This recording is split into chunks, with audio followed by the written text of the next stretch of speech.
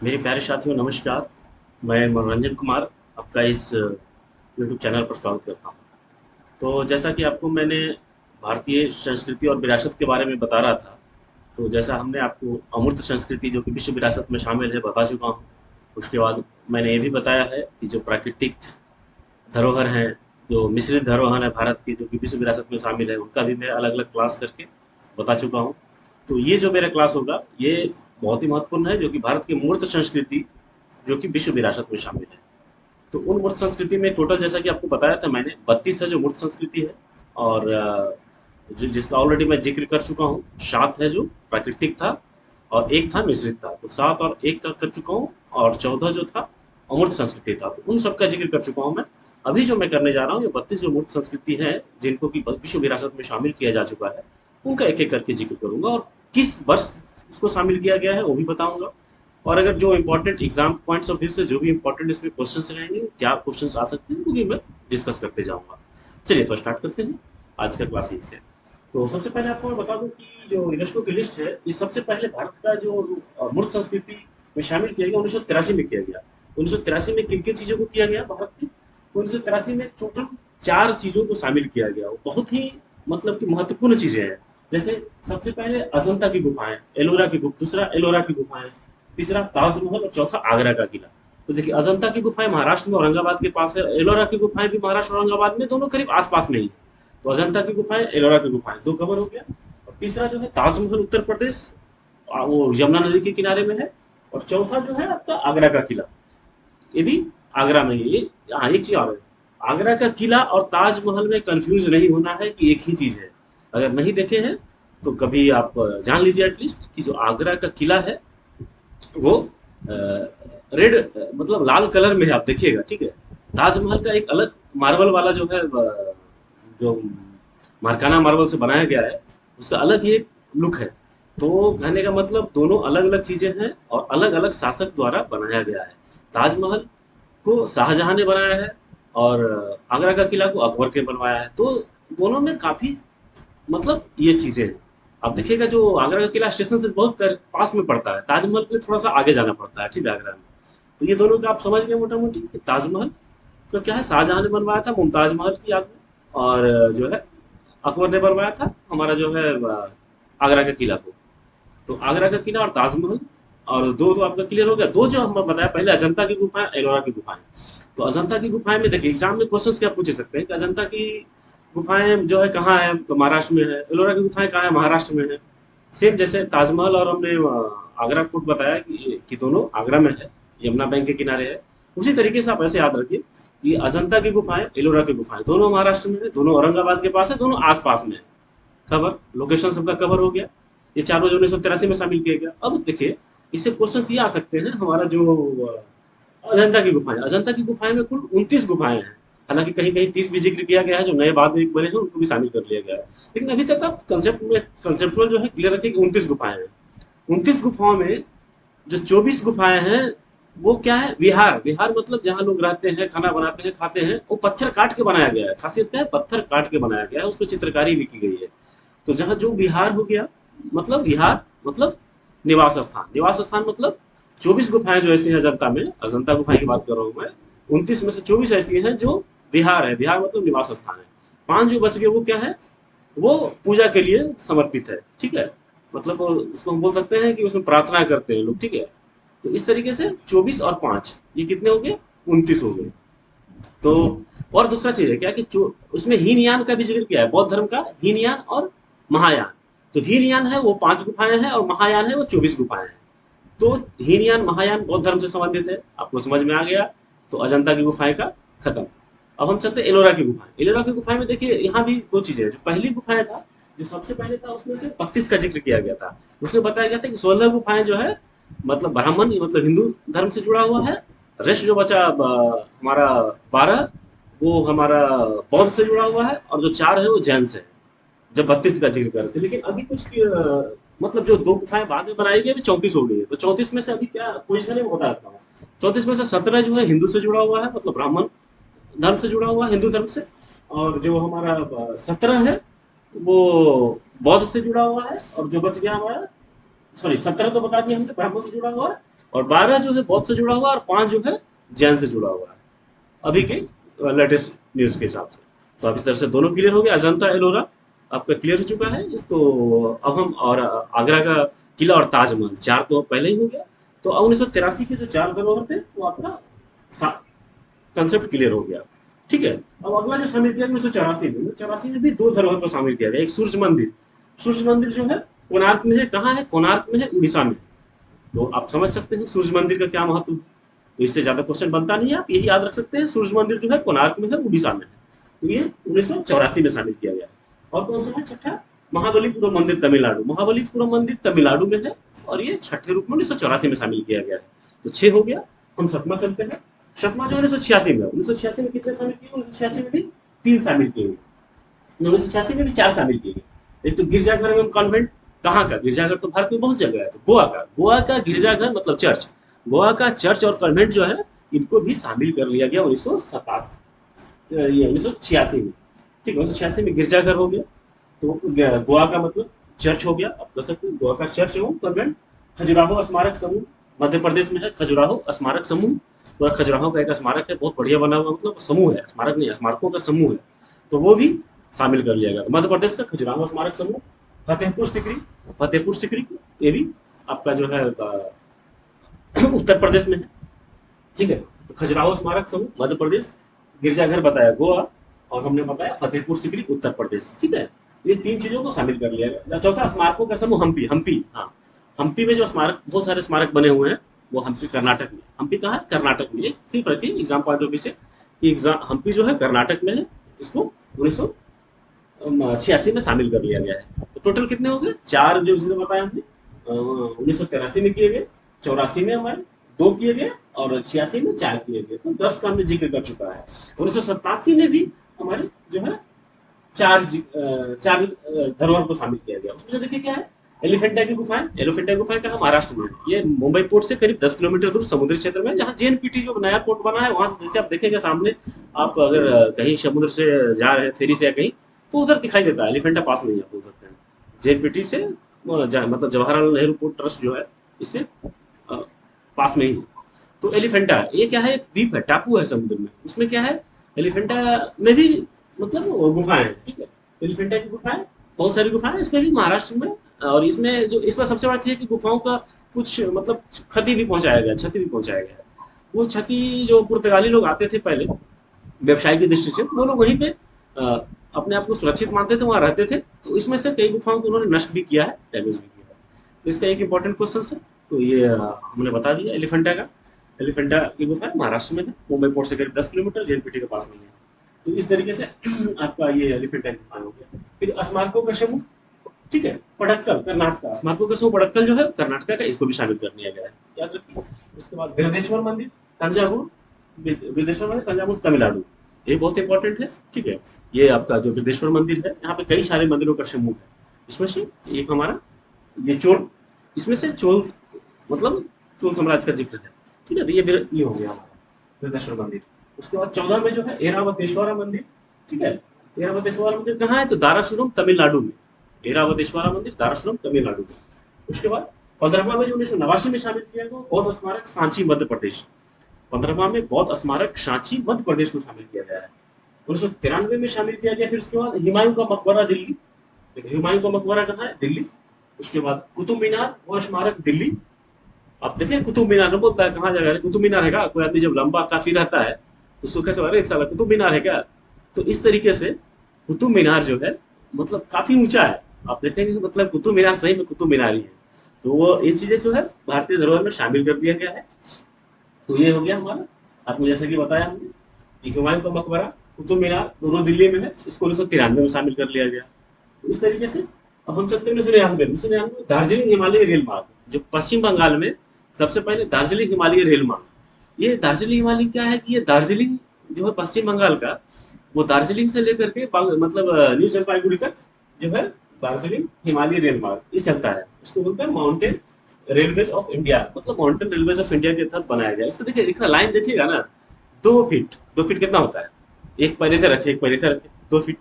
तो उसका जो लाइन है 2 फीट चौड़ा है। आप देखेंगे मतलब इतना चौड़ा रेलवे लाइन है, मात्र इतना चौड़ा, और उसी पे ट्रेन चल रहा है।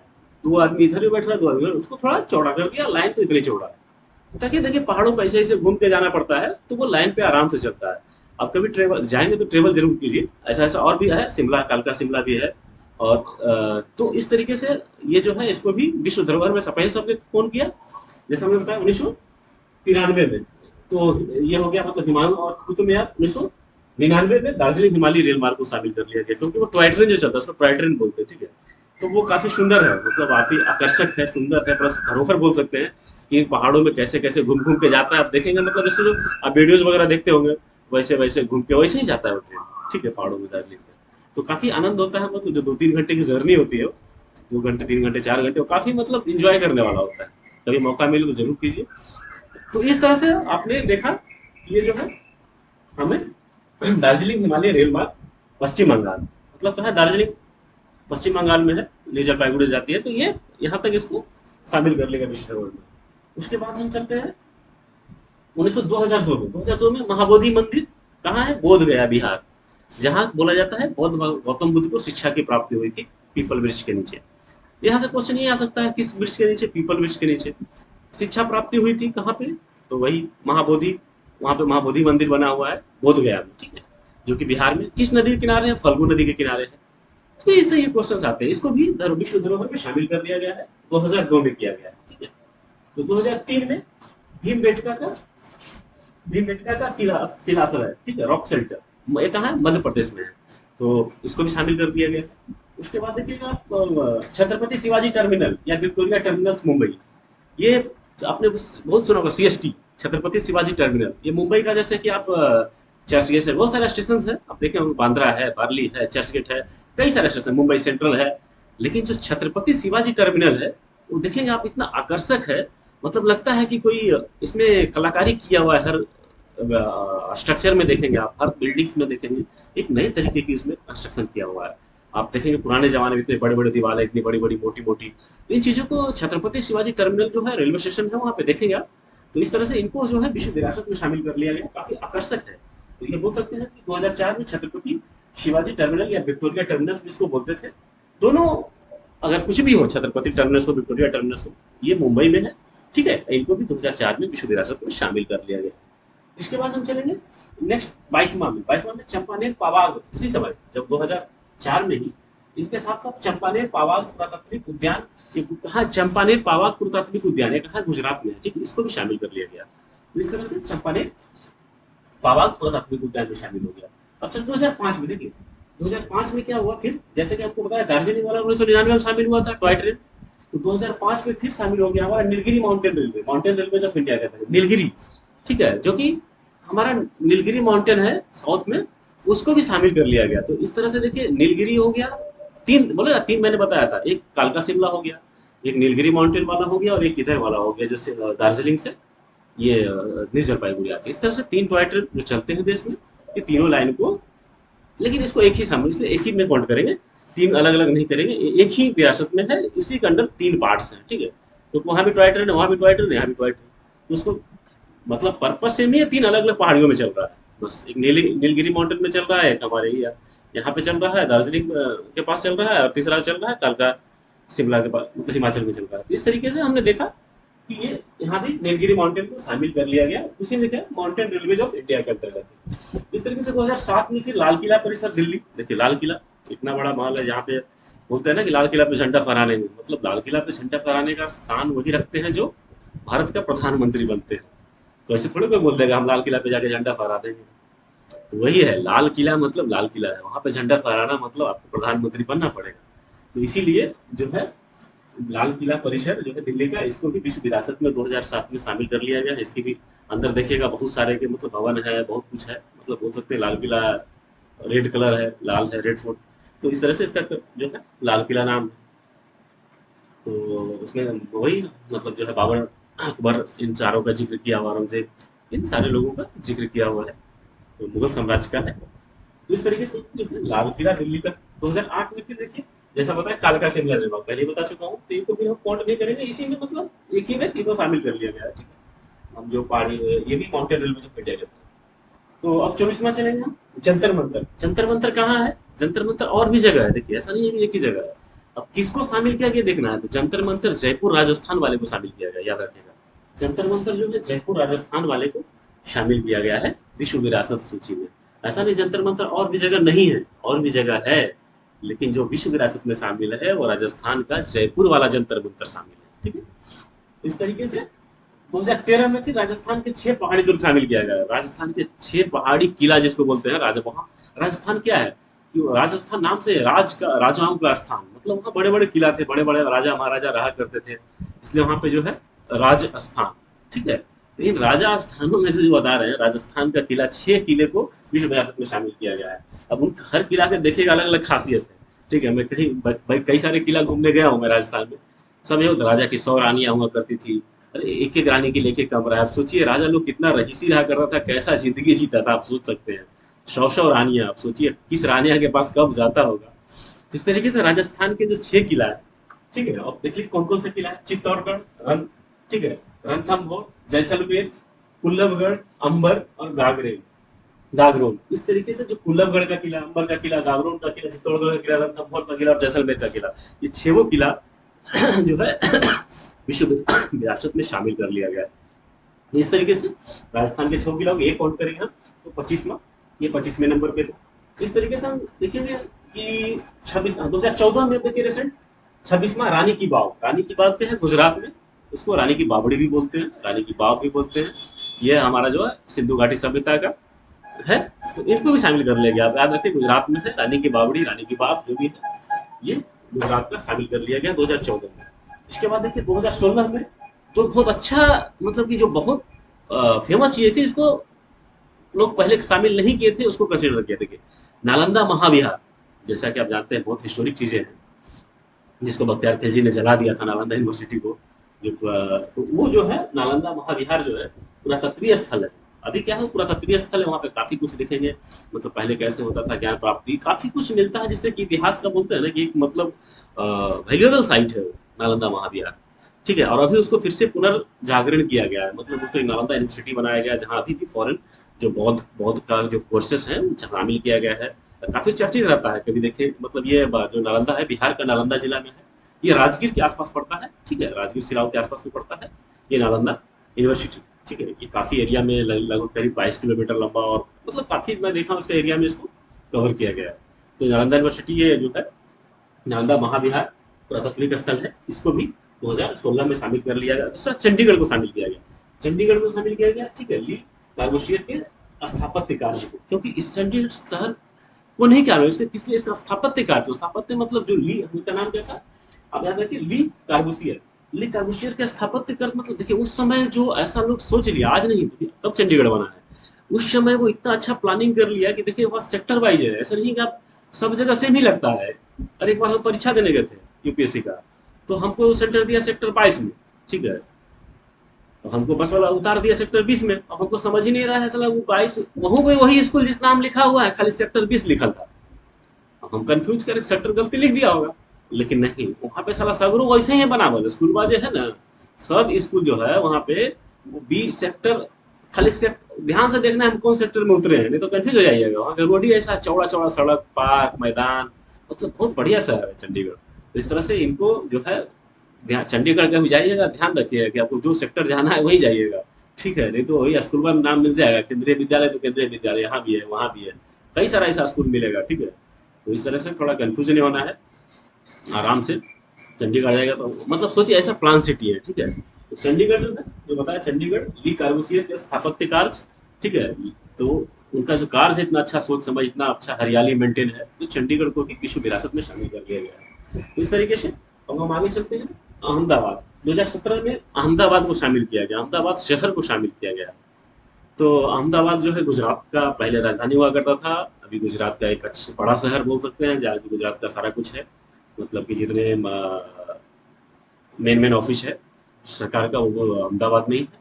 तो अहमदाबाद को भी विश्व विरासत, विश्व धरोहर में शामिल कर लिया गया है। तो भारत का पहला शहर बोल सकते हैं अगर शहर में है। देखिए चंडीगढ़ की कला को शामिल किया गया था, चंडीगढ़ में देखिए लेक वेक है, बहुत कुछ है चंडीगढ़ में, तो बहुत सुंदरता है, उसकी ब्यूटी है, मतलब बोल सकते हैं अलग तरीके से नेचुरल ब्यूटी बोल सकते हैं। अपना स्टेप मतलब स्थापना जो उसका किया गया था ना, इसलिए उनका मैं बार बार जिक्र कर रहा हूँ कि चंडीगढ़ का जो है, जो हमारा ली कार्बोसियर जी हैं, इनका जिक्र करना पड़ेगा, आपको चंडीगढ़ शामिल है तो। लेकिन अहमदाबाद को जो शामिल किया गया है 2017 में, ये शहर को शामिल किया गया है। इसकी भी अलग सुंदरता है अहमदाबाद शहर की। अहमदाबाद शहर में मतलब जो है बहुत सारी ऐसी चीज़ें हैं जो कि काफ़ी अच्छी है, बोल सकते हैं। तो इस तरह से 2017 में 29वें नंबर पर अहमदाबाद को शामिल किया। फिर 2019 में जयपुर को शामिल किया गया। तो विश्व धरोहर में जयपुर को भी शामिल कर लिया गया है। तो याद रखिए भारत के, देखिए चंडीगढ़ को अगर छोड़ दिया जाए, उसके बाद स्थापत्य कला को किया गया है। तो शहर के रूप में पहले हो गया अहमदाबाद, दूसरा हो गया जयपुर। तो दो शहरों को शामिल किया गया है। उसके बाद तो जयपुर को पिंक सिटी जानते ही हैं आप, मतलब जो है गुलाबी शहर के नाम से जानते हैं। राजस्थान का पहले से ही वो मतलब एक अच्छा शहर रहा करता था, तो इस तरीके से मतलब जाना जाता है। 2021 में देखिए लेटेस्ट क्या क्या शामिल किया गया। 2021 में रामप्पा मंदिर तेलंगाना, ये एग्जाम्पल क्वेश्चन पूछ सकते हैं कि विश्व धरोहर में हाल में ही किन किन चीजों को भारतीय मूर्त संस्कृति, किन किन मूर्त संस्कृतियों को शामिल किया गया। तो देखिए इसमें से याद रखिएगा दो शामिल किया गया है। 21-22 बोल सकते हैं, 21-22 में वही हुआ जो फाइनली हुआ। 2021-22 में जो शामिल किया गया रामप्पा मंदिर जो तेलंगाना में है, और दूसरा क्या है धौलावीरा जो गुजरात का एक मतलब पूरा बोल सकते हैं हम हड़प्पा सभ्यता का जिक्र उसमें मिलता है। ठीक है, देखिए रामप्पा मंदिर और धौलावीरा गुजरात, सिंपल ये याद रखिए। 30 पहले से था, दो ठो शामिल किया गया है। वो दोनों जो शामिल किया गया है, एक रामप्पा मंदिर, और रामप्पा मंदिर कहाँ है ये भी जान लीजिए, रामप्पा मंदिर तेलंगाना में है। और दूसरा जो शामिल किया गया है धौलावीरा, धौलावीरा कहाँ है, गुजरात में है। ठीक है, इस तरीके से टोटल जो है भारत की 32 धरोहर जो है साल के हिसाब से किस किस साल में कौन किस किस धरोहर को शामिल किया गया, और जो जो जिसे इंपॉर्टेंट क्वेश्चंस बनते हैं एग्जाम के लिए, वो मैंने जिक्र कर चुका हूँ। बहुत बहुत धन्यवाद आपको इस वीडियो देखने के लिए। आप चाहें तो इसका स्क्रीनशॉट ले सकते हैं ताकि आप एक बार में देख सकें। चलिए, तो आपने स्क्रीनशॉट ले लिया होगा। बहुत बहुत धन्यवाद। अगर आप इस यूट्यूब चैनल को सब्सक्राइब नहीं किए हैं तो कर लीजिए। आगे मैं इस तरह से आपको इस एग्जाम के सिलेबस के हिसाब से अगला चैप्टर जो बताऊंगा, भारत की विभिन्न भाषाएं के बारे में जिक्र करूंगा कि क्या क्या है भाषाएं, और क्या क्या जो है भाषाओं का मतलब जो एग्जाम में क्वेश्चन पूछे जा सकते हैं इससे, उसके बारे में जिक्र करूंगा। अब मैं ज़्यादा सिर्फ एग्जाम पॉइंट ऑफ व्यू से स्टडी करूंगा ताकि सिलेबस को जल्दी कवर किया जा सके। चलिए, बहुत बहुत धन्यवाद।